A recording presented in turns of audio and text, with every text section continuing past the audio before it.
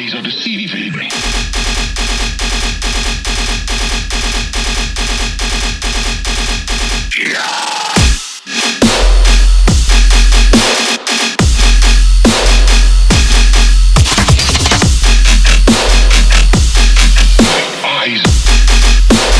Guys, welcome to Squad Talk Season 3, Episode motherfucking 2. We got Chase, aka Shorty40, aka Have 48.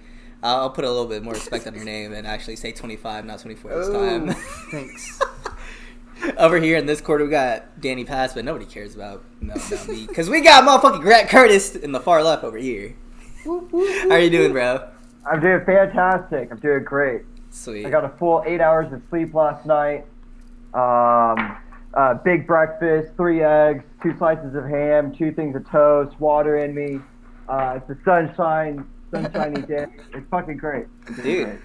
That's fucking awesome. love to see that shit. Breakfast sounds I good. took a nice dump pretty early this morning. There I you went on go. a little walk. I went to IKEA. Already? I love IKEA. Yeah. I guess it's 1 o'clock. Bro, just walking around in IKEA and You just know, leaving this it is what looking happens is when you wake fucking up weird. early. I guess so, huh? Yeah, I like IKEA. I can get lost in IKEA. Yeah. All right. So Grant, let's start with getting to know a little bit about yourself. So let's start like how you got your name. You know, your introduction into like the scene, and then Okay. I guess your style and whatnot. So, I just go by Grant Curtis. I just go by my name. I was going under like a bunch of different names before, like Tune In and just Tentacles, just random stuff growing up. Some stuff, And after a while, after like a year or so, I just feel boxed in and it's super annoying.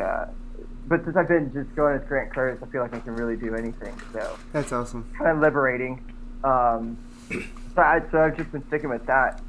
But I got a bass guitar like in 7th grade and started, I had a bass guitar, then a month later I got a guitar, and then a month later I got a piano, and I just kept going with it. I was super into metal, super into super heavy metal for a while. Like I wrestled a bear once, Parkway Drive, a lot of Devil Wears Prada.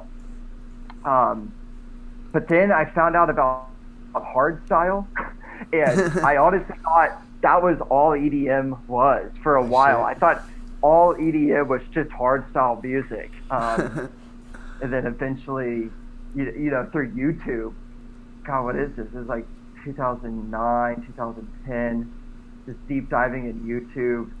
I remember my friend came over one day, literally making the weirdest noises with his mouth. My friend Drake, he just walks in my house or hanging out. He's just sitting in the corner, like going like, oh, whoop, whoop, oh, whoop, whoop, whoop, whoop, whoop. I'm like, what are you doing?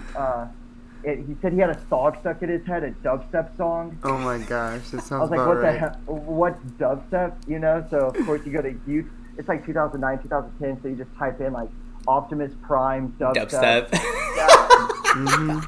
Just pops up. It did like the mixes that would pop up. They're like an hour long. Right.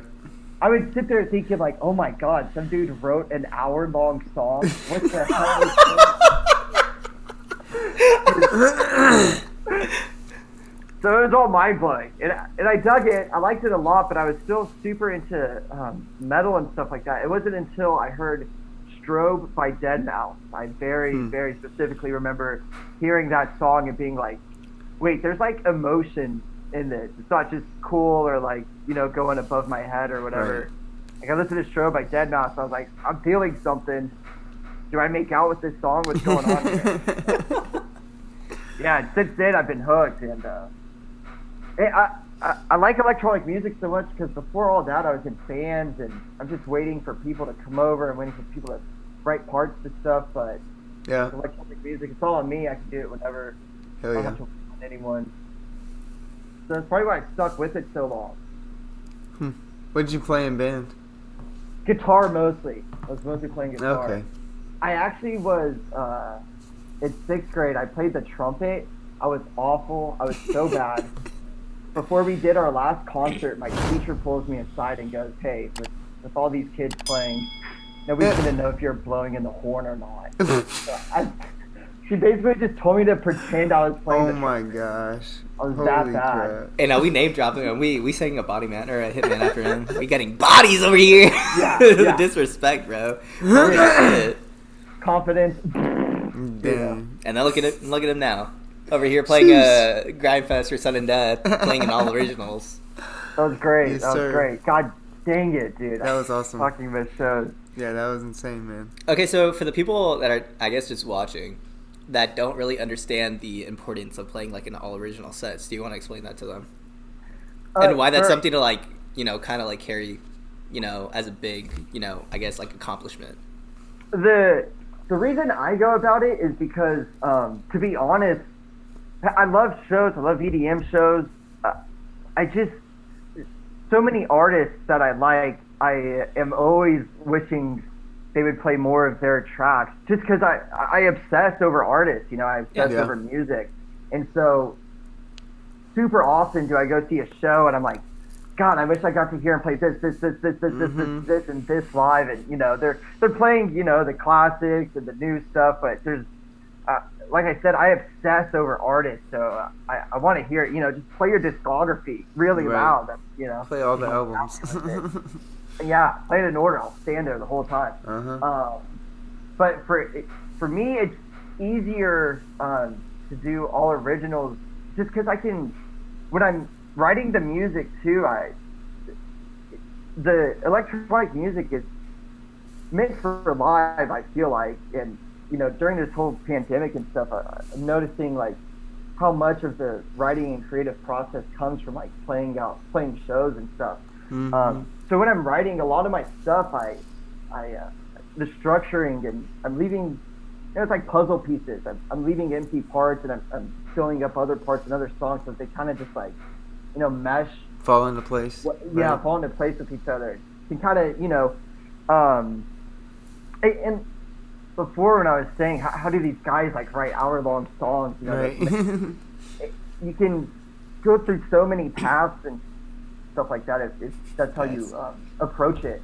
So it doesn't have to be, I'm just gonna make a dubstep song today. It's like this could have a dubstep drop, but a minute after this drop, if I do it right, I can switch to some 4-on-the-floors that I've been working on before. Right. Stuff like that. So it makes it a lot more fun for me. Yes, and yeah, that's not doing it. Yeah, it was really impressive. I really enjoyed that set. Thank you. I wish I would have stuck around, dude. I blacked out as soon as I walked in the doors. Oh, hell yeah. I blacked out, threw up, and then I took a nap in my car, and it wasn't even midnight. Are you serious? Dude, you're lame. What a lame-o. Oh my I blacked God. out in the back of my car, and then I just wake up. Like, I remember waking up, unlocking the door to the hotel. I was like, oh, we're already back. I missed that entire night. Oh my God. I did that with a Disclosure set years ago. I literally remember standing in line to walk in the venue, and I was like, that was it for me. Oh my gosh. But those are the That- best nights, bro. It's like the nights you That's can't all- remember, the best ones. Yeah. No. Negative. Man, yeah, that Sun and Death show was wild. I've never seen so many mosh pits at an EDM show before. It brought me back to my younger metal years. Yeah. Were you nervous, like, I guess, whenever you got asked, like, hey, do you want to open up for Sun and Death? And then, like, the weeks or months, like, leading up to that, were you nervous or, like, overthinking it? No, I just get because it's all original. I just stay busy, which helps. I think I know like I know my goal. I know exactly what I want to do. So when I get that, and before that, it was like every 3 months I would have a Grindfest show, which was like enough time to add like another 30 minutes of fresh stuff to it set. I'm playing for a lot of the same people, a lot of the Right. people in the crowd have been to, all the ones before, so I'm playing mostly in Austin.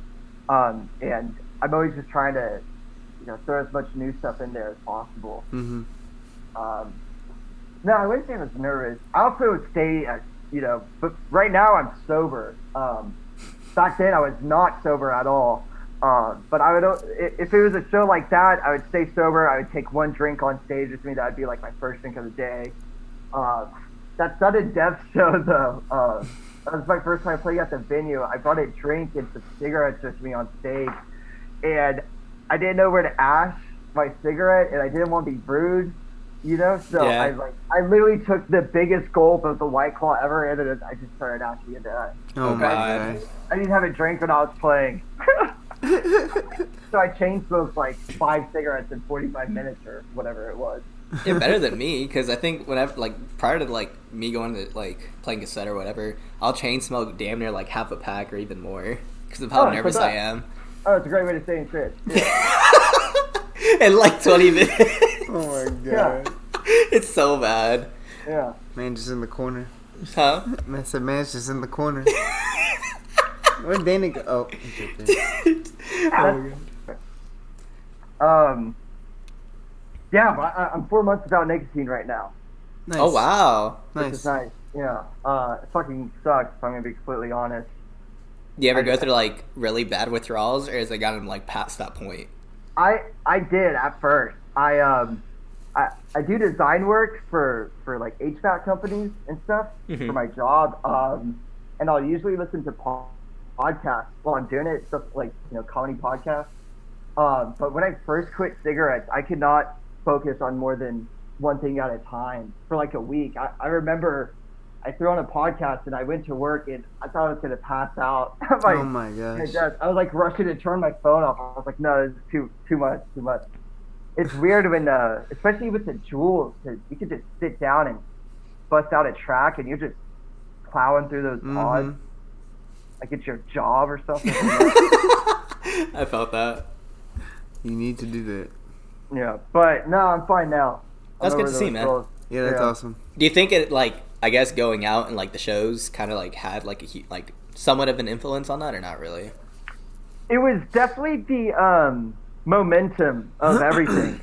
Going to the shows for sure, but also I feel like a lot of people in electronic music have taken this time to like collect themselves and take a break from things. And me, I like a lot of music. I really don't have much. There's not like a genre I don't like. There's something in there that I'll jam, and so it's really hard when every other day there's someone I really enjoy coming out with music, and I'm just thinking to myself like, God, I need a, you know, I'm not just like in one lane looking at, you know, just like a couple artists. I'm looking at like hundreds on my feed that are like, okay, here's the biggest album of my lifetime next week, and then it's gonna be the greatest thing. You'll never forget it for as long as you live. It's just stuff like that constantly. So no, this time has been great. I think that was the momentum of everything was definitely what got me. Just constantly drinking, constantly smoking. But then I gave myself a concussion. Filming a music video a few months back, and Doing a music video? I was in the music, yeah, I'm longboarding in the music video, and I eat shit. Jesus Christ. Shit. I knocked myself out. And so for the people that don't know, whenever you longboard, like, you go really fast. I It's not like was it's not like a typical skateboard where you're kind of just like your speed's based off your initial kick. Like, these kind of like either keep the speed or pick up in speed depending if you're going down. So like you could take some gnarly falls. I took a gnarly fall. I was like 7 White Claws deep, probably 12 bong rips, and some cut-off shorts, you know, filming a sad boy hip-hop song music video. I'm a 26-year-old living in Austin. Like, it doesn't get any better than that. But I eat shit on this longboard, and yeah, I knock myself out. I go to the hospital, the emergency room.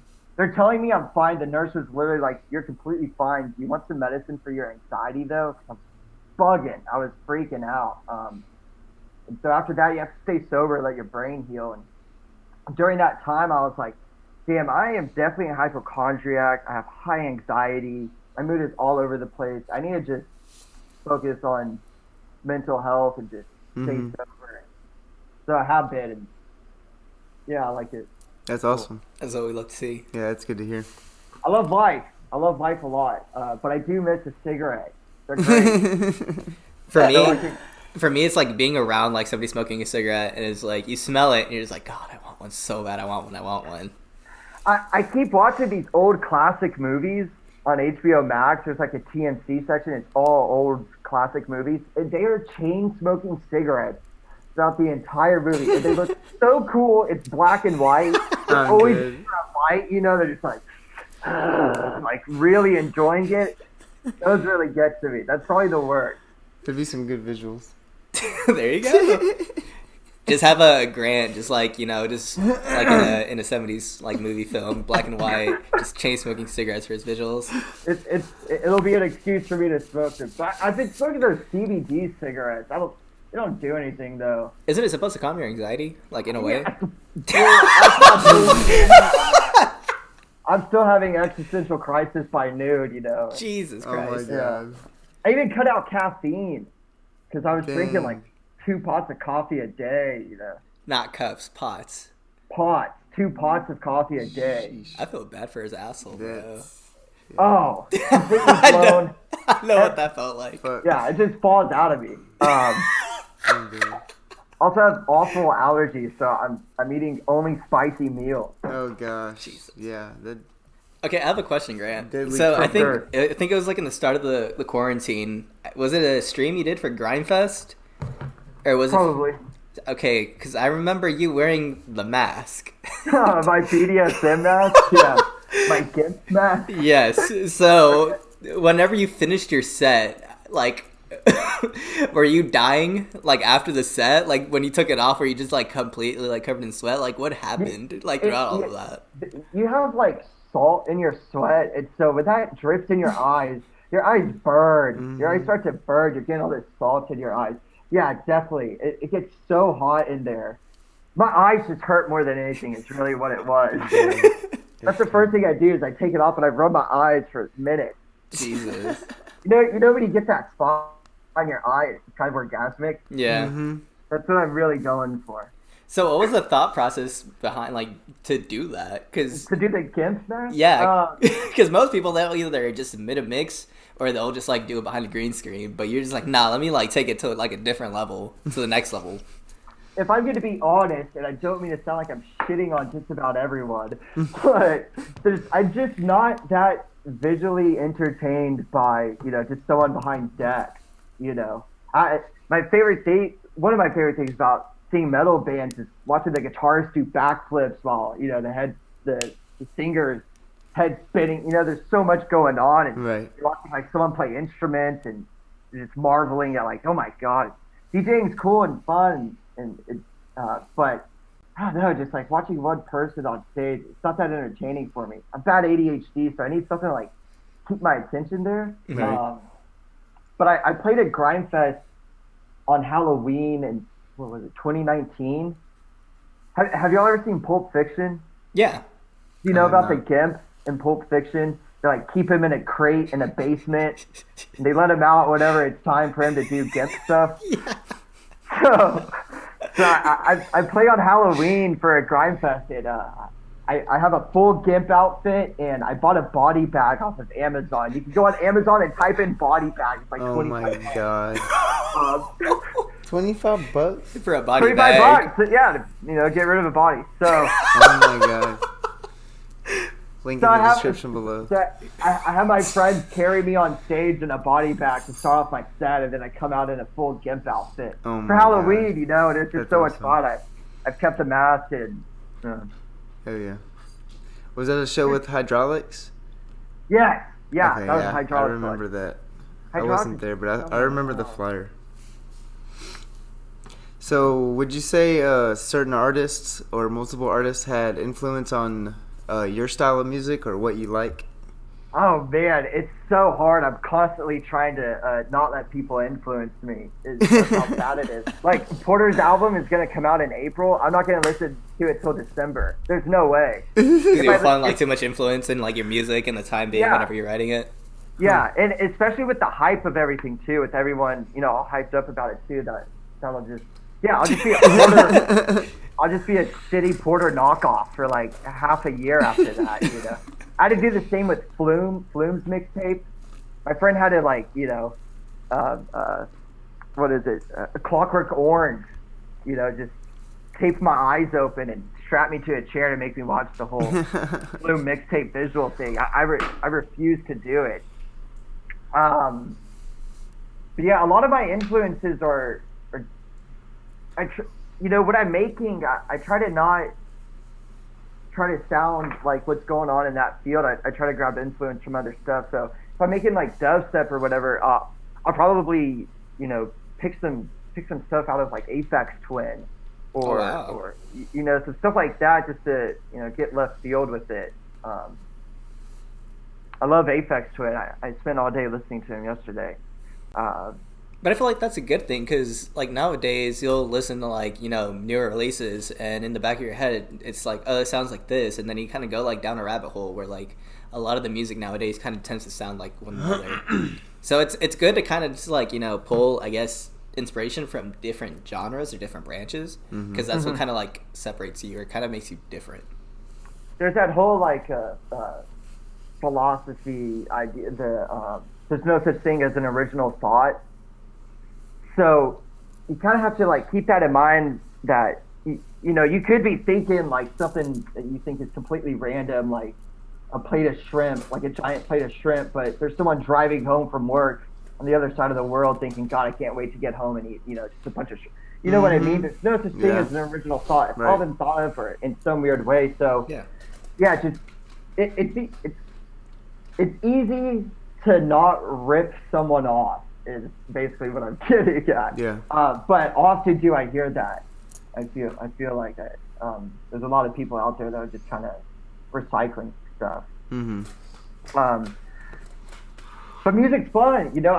I to get in it and to have fun for me, I kind of have to, surprise myself. Yeah.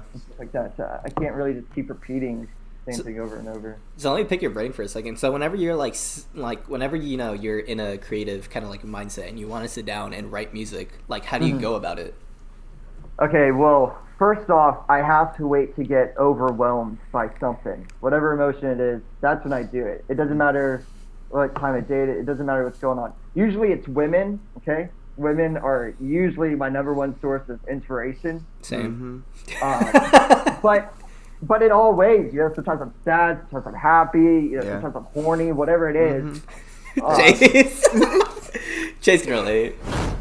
I just wait till I'm overwhelmed, where I'm literally like, I don't know what to do with myself, just being a person.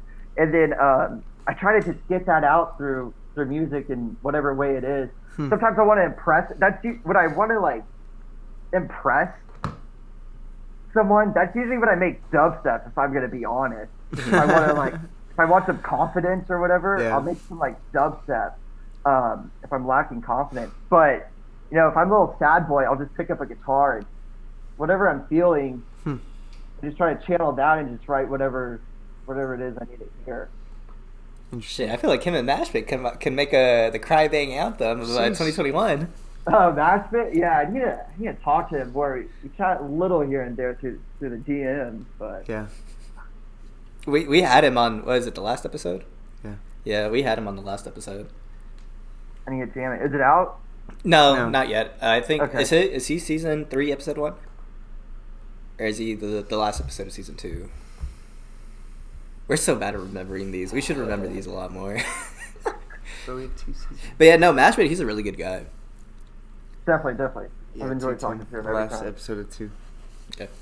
But yeah, you should be like, hey, what's up? And I'll tell him like, hey, you should like talk to Grant. Kind of. Yeah, we could cry together or something. Exactly. Just wait until like both of y'all are like uncontrollably sad and horny at the same time, and then just pick up a guitar and just trade chords. Just jerk each other off. There you go.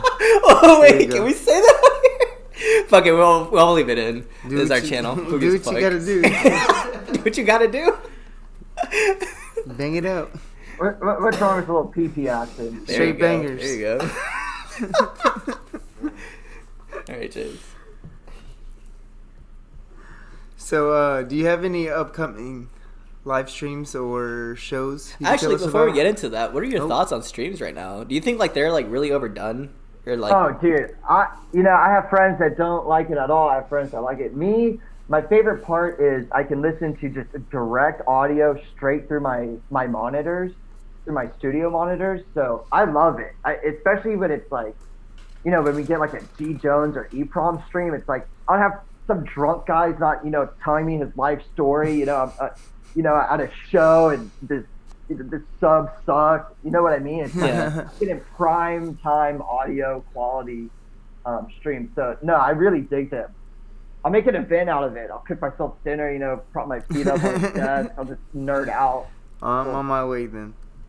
I also love the chats too. Yeah, those are fun. I love social media. I love the internet. The chats are hilarious. They crack me up. I love spamming chats, typing in fart as many times as I can. The copy pastas, bro. The copy pasta. I live for that shit. Yeah. Yeah.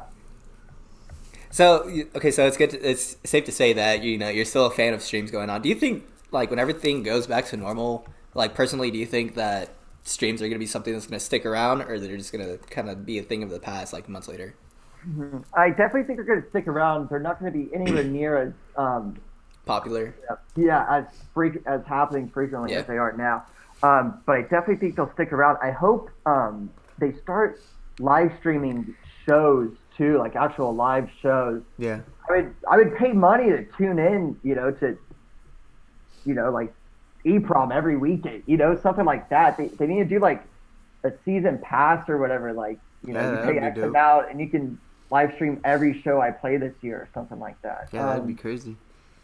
But yeah, no, I definitely think they'll stick around. I've enjoyed it. Also, before all this happened, they were happening a lot in like Minecraft and stuff like that.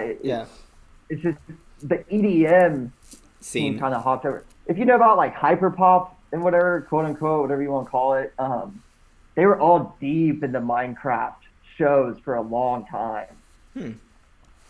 Because I know Disciples, whenever they started doing their streams, like as a label and collective, they're doing it on Minecraft, and I didn't know that was a thing before that. Oh yeah, oh yeah. Do you know about PC Music at all? I think so. I don't. PC Music is this label, I think, or a collective, and I'm pretty sure this artist A.G. Cook runs it. They're doing a lot of stuff in Minecraft. They were doing a bunch of live streams too before the pandemic or whatever. But that's also because like their culture, their community is like super internet, social media based, memes, meme culture, and people from all over the world connecting. It's this giant like melting pot of just garbage, really. I love it though. It is what it is. Sounds like Twitter in a nutshell. It's like Twitter as music. I can't get enough of it. I can't get enough of Twitter or this stuff. Yeah.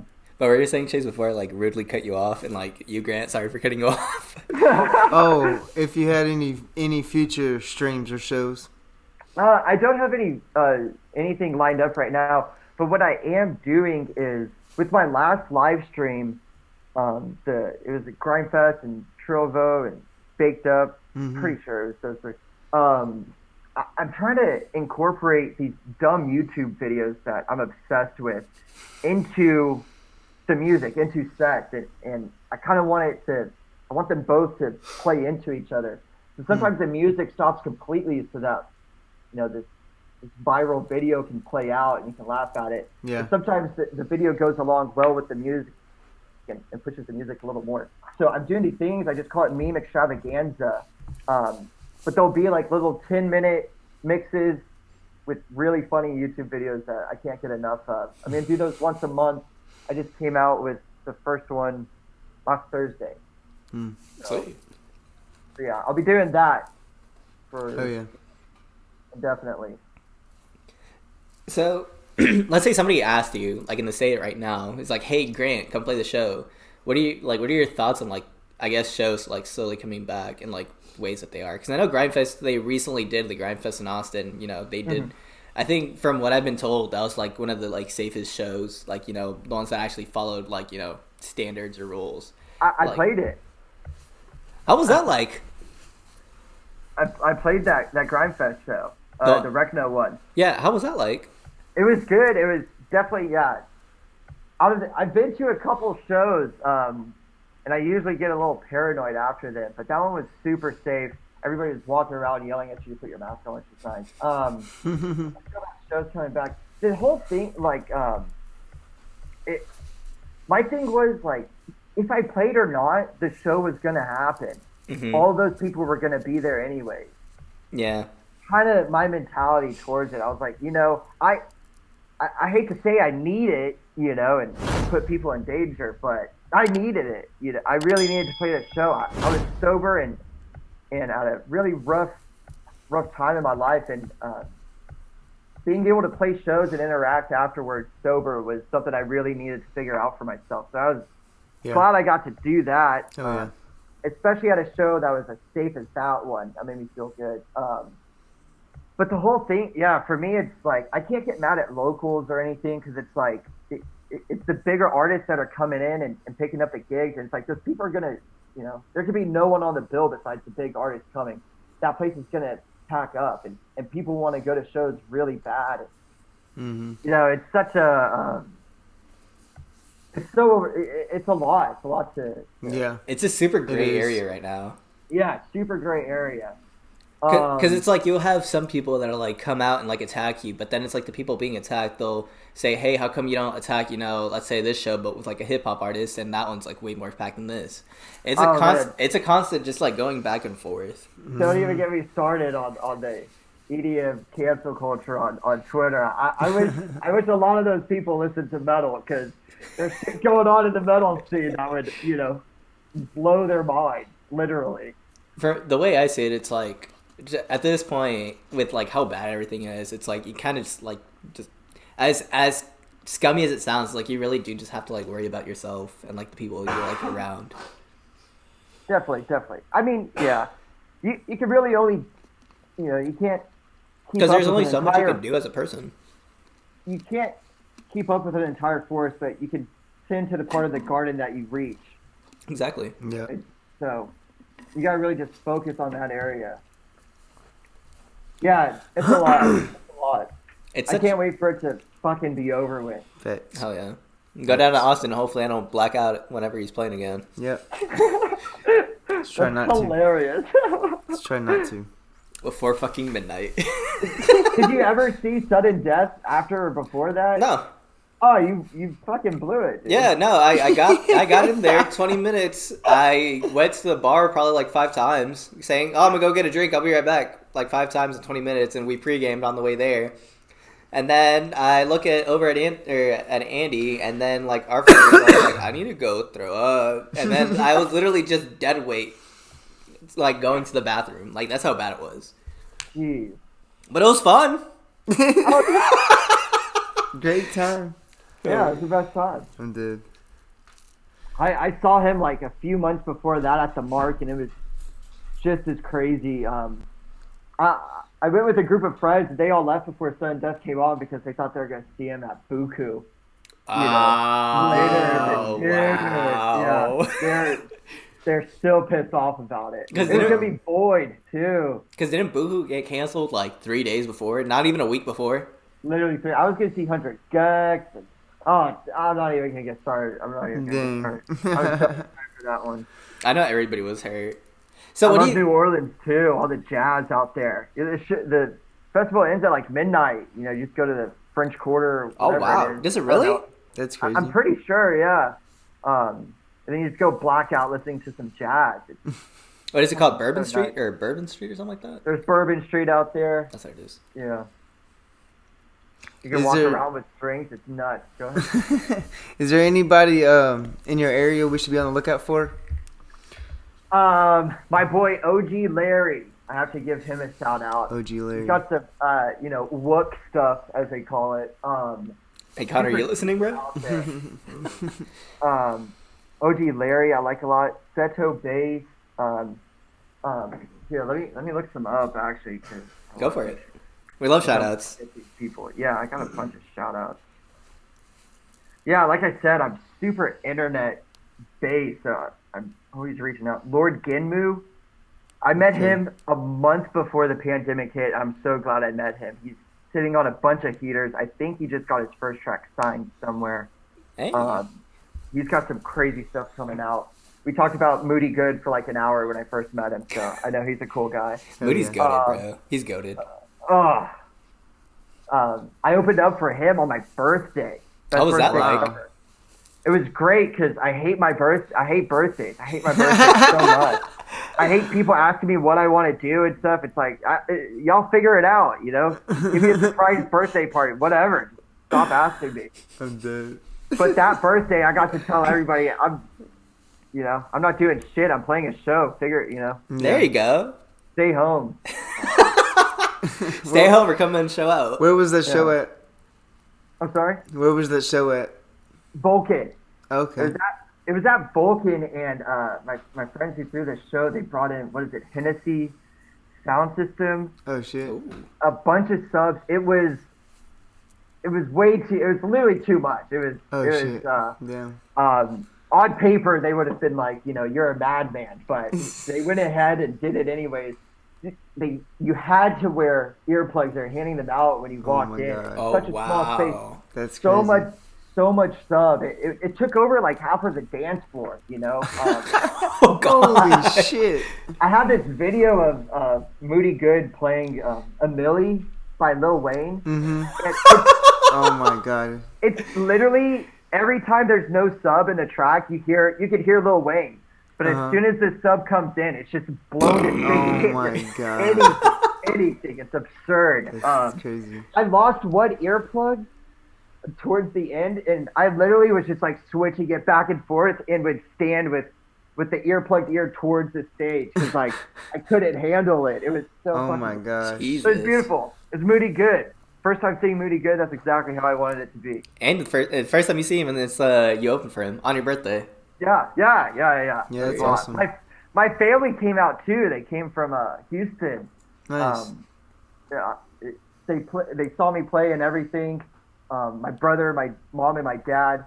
And after my gig, they were trying to leave, and my mom and my brother couldn't find my dad. So my mom like pulls out that phone tracking thing, and she's like, "Oh my god, he's at Buckshots across the street." So my mom and my brother leave. I'm like, okay, I'm gonna go smoke a cigarette now. I go upstairs to the smoking section. And he's I'm not even kidding. Yeah, it's like a sitcom. Like, it's all of my friends around my dad. They're all smoking cigarettes, and it's like my dad made the funniest joke of all time. They're all literally like, "Oh my god, that's hilarious! You're so much funnier than your son," This is right now. Oh my god. That's great. So, do you think that's like one of the most memorable moments you've had at a show? Definitely that. I really remember the sudden death one so well because the most people I've played for, I had 2001: A Space Odyssey playing behind me, my favorite movie of all time. So sometimes I would get like, a little bored. DJ, like I said, I got ADD, so sometimes even when I'm playing, I'm like, what do I fucking do now? I've already asked this guy in the front row to make out with me like 10 times. Yeah, I'm running out of stuff to do here. So I just turned around and I was watching 2001: A Space Odyssey for like a minute, listening to my tracks, really loud. I won't forget that. That one's definitely the most memorable. But also when I play with friends, I like to do back-to-backs with my friends and just be silly with it. Mm-hmm. Not really think too much about it. And take my shirt off and run around and whatever. I feel like back-to-backs are so much fun, especially like with really good friends, because it's like a super just natural set between the two of you. Definitely. You're playing off of each other. We do it so... I play with my friends. I DJ more with my friends than I do just by myself, too. So, especially when I go back-to-back with someone, it's more natural feeling. It's more organic, I guess you can say. Yeah. Organic. So non-GMO, gluten-free, on the table. Locally grown. So, before we start wrapping this up, Chase, is there anything you want to say? Damn, bro. For real. He's over here just dead. Like, damn, I just want to sleep. It's like, now you see how I feel, motherfucker. Yeah, damn, I just want to sleep. Grant, is there any special shout-outs? Any other shout-outs? Anything you want to, like, any new music coming out? Anything you're working on? Any other topics you want to hit? I have a couple tracks coming out here pretty soon. I got some heavy dubstep stuff coming out. This is for the people, for the fans, for the kids, what they want. Oh yeah. I'm super all over the place with my last releases. I've just been trying to cover a bunch of ground with, what I like to make. But these next few releases, super heavy dubstep. Oh yeah. And it's definitely sci-fi influenced stuff. Not like the Alien. I'm an alien. type of vibe, more of a I'm in outer space by myself trying to figure out who I am type of shit. Interesting. Sweet. Yeah. That'd be awesome. I'm looking forward to that. I'll send y'all shit after this. Sweet. Hell yeah, Sweet. thank you. Chase, that's the only reason he's here. He's like, I just want free tracks. Yeah. I'll slide in those DMs. Dude. Download available for sure. Hell yeah. Sweet. Yeah, Thank you so much, Grant. Thank you, because we know you're such a busy guy. Thank you for taking the time out of your day. Yes, Of thank you. course. Means a lot to Thank us. y'all. Thank you so much. Thank y'all. I appreciate it. Again, if you guys don't follow him, all of his socials and links to music, SoundCloud, Where do I point? just down. Right there. It'll be down in the link description below. Oh, your opinions are shit. Grant, thank you so much. Dude. Squad Talk Season 3, Episode 2. Episode 2. Signing Bye. out, Danny Bye. Paz, Chase, Grant Curtis. Peace. What do I fucking hit?